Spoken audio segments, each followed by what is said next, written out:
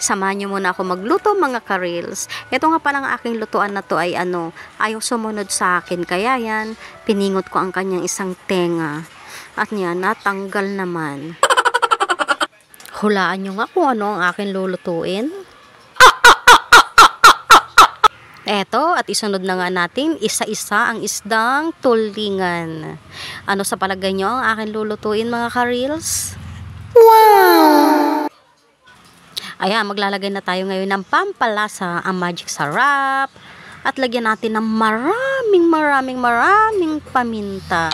Mas masarap ang paminta kapag marami. Ay, mali. Mas masarap kapag maraming paminta. Lagyan din natin ng konting betchin.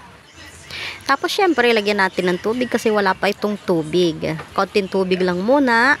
At syempre, lalagyan din ulit natin ng kahit konting suka.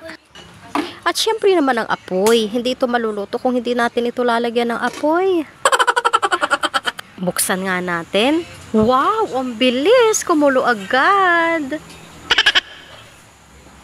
Ito na nga tinikman ko. Pagkatikim ko ay walang lasa. Nako, nakalimutan ko palang lagyan ng asin. Bakit di nyo sinabi na wala palang asin? Puro pampasarap lang ang aking nailagay.